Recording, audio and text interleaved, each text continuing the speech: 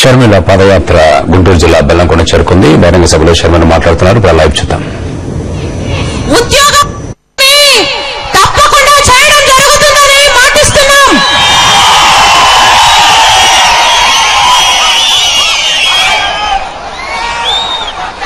ఒక రైతన్న కలిశాడు. ఆయనకి 10 లక్షల రూపాయలు అప్పుందంట.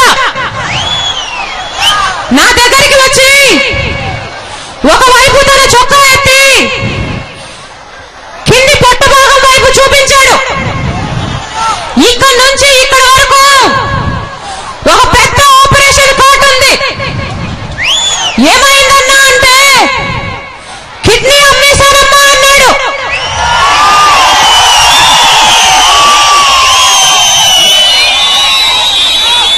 తనకి ఎంత ఆత్మాభిమానం అంటే కిడ్నీ అమ్మినందుకు బాధపడలేదు.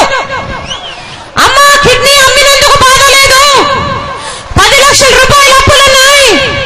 10 లక్షల రూపాయలు ఇస్తారని ఏజెంట్లు చెప్పారు. కేవలం 4 లక్షల రూపాయలు ఇచ్చారు. అప్పులకప్పులు అలాగే మిగిలిపోయాయమ్మా అని బాధపడ్డాడు. పక్కనే నించున్న తన భార్య కళ్ళల్లో నీళ్లు పెట్టుకుని ఏడుస్తుంటే మనసుకు చాలా కష్టమై పిలిచింది. అలా ఉంది ఈ రోజు రైతుల పరిస్థితి. ఏ రైతులు అడిగినా వేలల్లో లక్షల్లో అప్పులున్నాయి. చంద్రబాబు నాయుడు గారు ముఖ్యమంత్రిగా ఉన్నప్పుడు ఇదే రైతన్నలు, ఇదే జిల్లాకు సంబంధించిన వారు కిడ్నీలు అమ్ముకొని అప్పులు కట్టేవాళ్ళు. రాజశేఖర రెడ్డి గారి టైంలో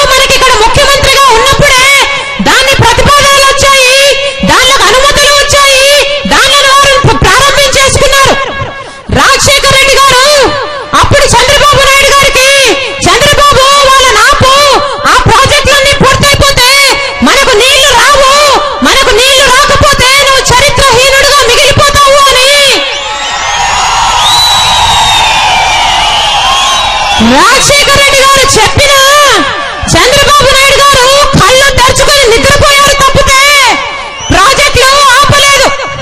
ఢిల్లీలో తానే చక్రం తిప్పుతున్నానన్నాడు. ఢిల్లీలో మిగతా రాష్ట్రాలలో ఆయన కింగ్ మేకర్ అన్నాడు. కానీ మన ప్రాజెక్టులు మటుకు ఆపలేదు. మన ప్రాజెక్టులు ఇక్కడైతే కట్టలేదు, కానీ మిగతా రాష్ట్రాలలో ప్రాజెక్టులు కట్టుకుంటుంటే వాటిని ఆపలేదు. ఈ రోజు మనకు కృష్ణ నీళ్ళైనా గోదావరి నీళ్ళైనా మన రాష్ట్రానికి రాలేదు అంటే దానికి కారణమో ఈ చంద్రబాబు నాయుడు గారే.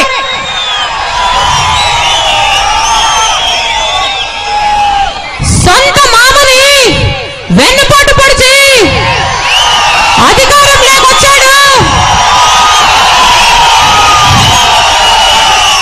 చంద్రబాబు నాయుడు గారు. ముఖ్యమంత్రిగా ఉండి కూడా వ్యవసాయము దండగన్నాడు, ప్రాజెక్టులు కడితే నష్టమన్నాడు, సబ్సిడీలు ఇస్తే ప్రజలు సోమరిపోతులు అవుతారన్నారు. ఈ రోజేమో ఎన్ని కావాల్సి వస్తే అన్ని వాగ్దానాలు చేసుకుంటూ తిరుగుతున్నాడు. చంద్రబాబు నాయుడు గారికి మాట ఇవ్వడం అంటే ఏమిటో, మాట మీద నిలబడడం అంటే ఏమిటో అర్థం కూడా తెలియదు.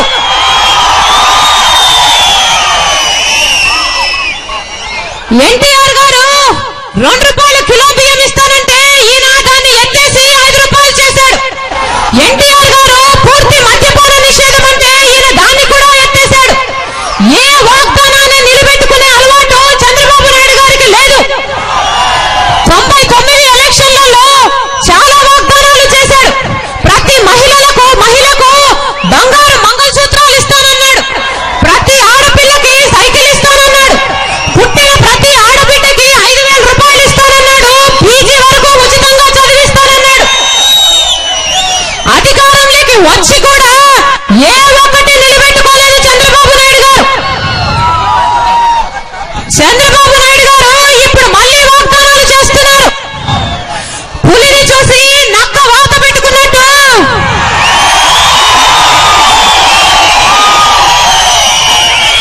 రాజశేఖర రెడ్డి గారు ఏ పథకాలనైతే చేశాడో అవే ఈయన మళ్ళీ వాగ్దానాలుగా చేస్తున్నాడు. 9 గంటలు ఉచిత విద్యుత్ ఇస్తానని రాజశేఖర రెడ్డి గారు అంటే ఆ రోజు ఉచిత విద్యుత్ ఇస్తే ఆ తీగల మీద బట్టలారేసుకోవాలి అని ఎగతాళి చేసిన చంద్రబాబు ఇప్పుడు మళ్ళీ అదే వాగ్దానం చేస్తున్నాడు. రాజశేఖర రెడ్డి గారు 12,000 కోట్ల రుణాలు మాఫీ చేస్తే ఇప్పుడు ఆయన చేస్తానంటున్నాడు.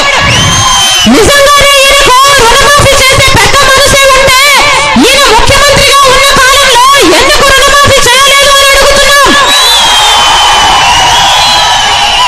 రుణాల మాఫీ కాదు కదా, కనీసం దాని మీద వడ్డీ మాఫీకి కూడా చంద్రబాబు నాయుడు గారు ప్రయత్నించలేదు.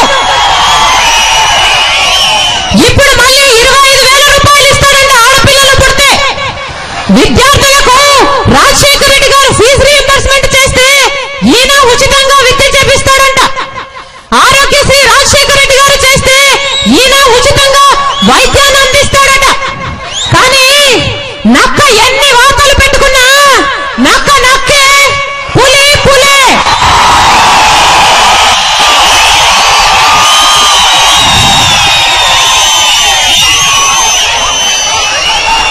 చంద్రబాబు నాయుడు గారు మీకోసమని చేస్తున్న పాదయాత్ర ప్రజల కోసం కానే కాదు. అందుకనే ఎలక్షన్లు వచ్చిన రోజు నన్ను జ్ఞాపకం పెట్టుకోండి అని చెప్పుకుంటూ మరీ తిరుగుతున్నాడు. ప్రజల మీద ఆయనకి కూడా శ్రద్ధ లేదు.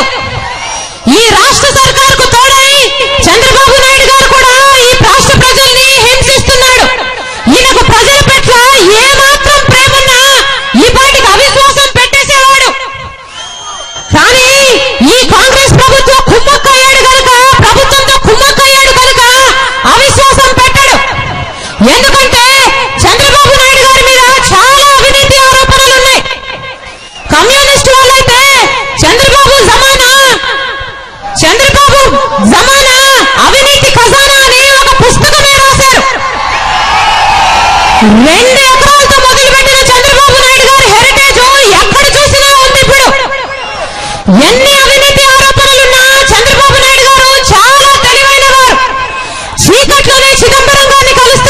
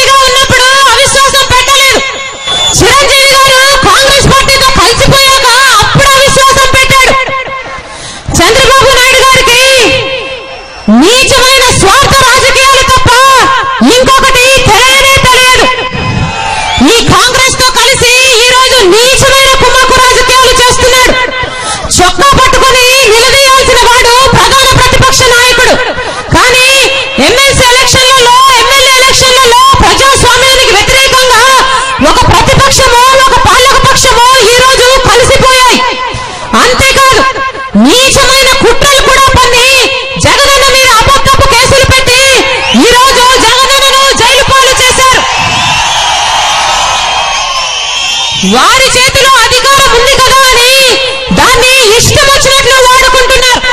సిబిఐ అనేది కాంగ్రెస్ ప్రభుత్వం చేతిలో ఒక కీలుబొమ్మ అని దాని మాజీ డైరెక్టరే జోగేందర్ సింగ్ గారు చెప్పారు. గులాం నబీ ఆజాద్ గారు కాంగ్రెస్ నాయకుడు స్వయంగా చెప్పాడు, జగనన్న వారి పార్టీలోనే ఉంటే ఈ పార్టీకి ఏ మంత్రో ఏ ముఖ్యమంత్రో అయిపోయేవారట. కేవలం జగనన్న బయటకు వచ్చినందుకే ఇన్ని కష్టాలట. సిబిఐని ఈ రోజు కాంగ్రెస్ వాళ్ళ చేతిలో ఒక ఆయుధం అయిపోయింది. చంద్రబాబు నాయుడు గారు తన భార్య స్థలమేమో కోట్లకు అమ్ముకొని పక్కనే ఉన్న ప్రభుత్వ స్థలాన్నేమో కారు చౌకగా అమ్మేస్తే ఆ కేసు ఒక పక్క జరుగుతున్న భూమినిచ్చింది చంద్రబాబు నాయుడు గారైనా కనీసం విచారణ కూడా రమ్మన్నది సిబిఐ చంద్రబాబు నాయుడు గారిని. చిరంజీవి గారి వారి సొంత ఇంట్లో 70 కోట్ల రూపాయలు దొరికితే సిబిఐ కంటికి కనిపించదు. బొత్స గారు మన రాష్ట్రంలోనే అతిపెద్ద డాన్ అని వాళ్ళ పార్టీ వాళ్ళే చెబుతున్నా సిబిఐకి వినిపించదు. జగనన్న జనం మధ్యలోనే ఉంటే, జనం సమస్యలకు స్పందిస్తుంటే, జనం మనసులో రాజశేఖర్ రెడ్డి గారి సిసలైన వారసునిగా చోటు సంపాదించుకుంటున్నాడని, అదే గనక జరిగితే ఇక 2 పార్టీలకు మనుగడ ఉండదని, వాళ్ళ దుకాణాలు మూసేసుకోవాల్సి వస్తుందని కుట్రలు పన్ని ఈరోజు జగనన్నను జైలు పాలు చేశారు. జగనన్న ఏ తప్పు చేయలేదు, వారి దగ్గర ఏ ఆధారమూ లేదు. వారి ఉద్దేశం ఒక్కటే, ఈ రాష్ట్రంలో 2 పార్టీలు ఉండాలట. ఉంటే కాంగ్రెస్ ఉండాలట, లేకపోతే తెలుగుదేశం ఉండాలట. జనాలకు కాంగ్రెస్ తో విసుకొచ్చినప్పుడు తెలుగుదేశం ఓటేయాలట, తెలుగుదేశంతో విసుకొచ్చినప్పుడు కాంగ్రెస్ కు ఓటేయాలట. మూడో మనిషి ఉండకూడదట, మూడో పార్టీ ఉండకూడదట. అందుకనే జగనన్న మీద ఎన్ని కుట్రలు, ఎన్ని కుతంత్రాలు ఈ రోజు. కానీ బోర్డులో ఉన్న సింహమో సింహమే.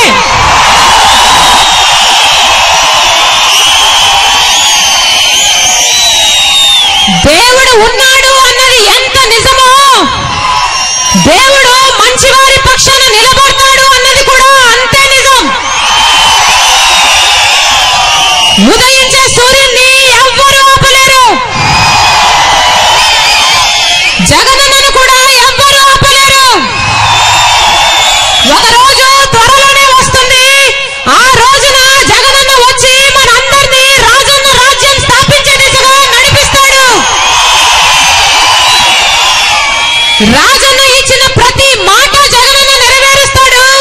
రాజన్న కన్న ప్రతి కళ జగనన్న నెరవేరుస్తాడు. ప్రతి ఎకరాకు నీళ్ళివ్వాలి అన్న రాజన్న కళ ఆ రోజు నెరవేరుతుంది. మన రాష్ట్రంలో అసలు గుడిసెనేదే ఉండకూడదు, ప్రతి ఒక్కరికి పక్కా ఇల్లు ఉండాలి అన్న రాజన్న కళ నెరవేరుతుంది. డబ్బు లేని కారణంగా ఎవరి చదువు ఆగిపోకూడదు, ప్రతి విద్యార్థి పెద్ద చదువులు చదవాలి, పెద్ద ఉద్యోగాలు చేయాలి అని రాజన్న కళ నెరవేరుతుంది. మన వృద్ధులకు వితంతులకు పెన్షన్ 700 అవుతుంది, మన వికలాంగులకు పెన్షన్ 1000 రూపాయలు అవుతుంది. ఆ రోజు మన మహిళలకి, మన రైతులకి వడ్డీ లేకుండానే రుణాలు ఇస్తారు.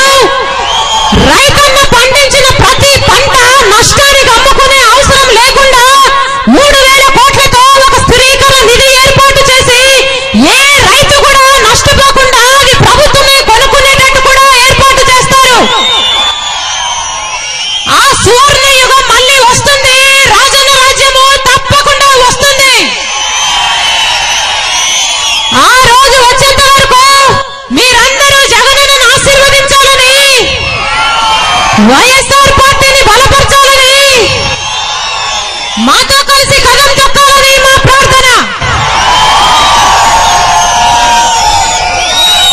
మీ పనులు మానుకొని మీ సమయం మాకిచ్చినందుకు, మాకు అండగా నిలబడ్డానికి వచ్చినందుకు, మీ ప్రేమకు, మీ అభిమానానికి,